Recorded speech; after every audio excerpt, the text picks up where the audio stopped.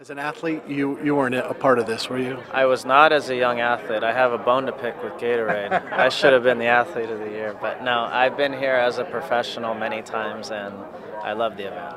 And then now you're a broadcaster. Why do you keep coming back? Uh, well,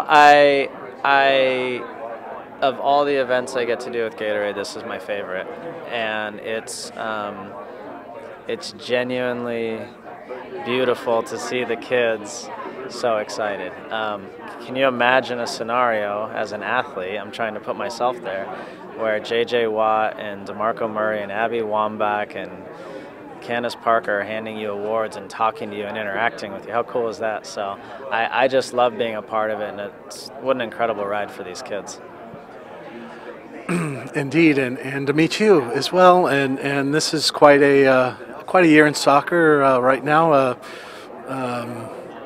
You get to analyze it now a little bit. I know you've been asked ad nauseum about the women's team, but it doesn't get old. I mean, this has been a great couple weeks, has it not? No, it doesn't get old, because as someone who cares deeply about the sport succeeding here, these are the moments you relish, and you sort of, I always say to people, the bad times in soccer or in life are really bad, or can be really bad. So the good times you have to really enjoy and grab it and make the most of it. And so for all these women, they deserve to enjoy it. And I'm genuinely really happy that they get to have this moment to capitalize on it. I know we've probably asked you this several times, but what kind of advice would you give, young athletes? These athletes let's start here, because they're different. They're at the elite level. So, what kind of advice would you give them to keep their head on straight, I guess? Yeah, there's a lot of pieces to these athletes becoming successful. At this age, there's still a lot of variables, and there's no guarantee. Although the Gatorade has a long track record of picking great athletes for their athletes of the year, but there's no guarantee that they're going to succeed.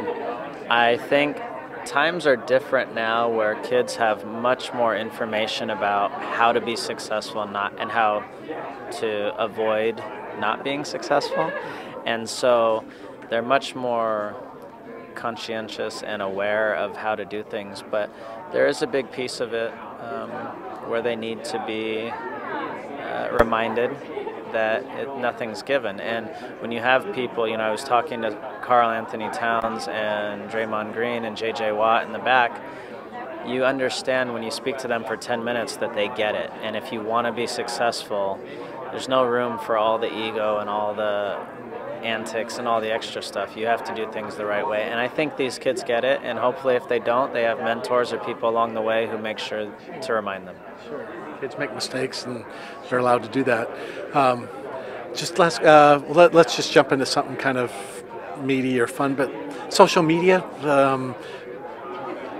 wasn't that as prevalent, I imagine, when you started. It is the way it is now.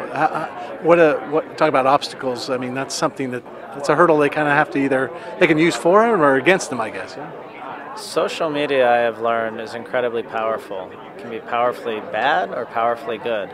And if used the right way, it's an incredible tool and platform to promote yourself, your brand, your image, all of that. If used incorrectly, it can be the opposite. So I'm learning that still myself, in how to use it in the right way.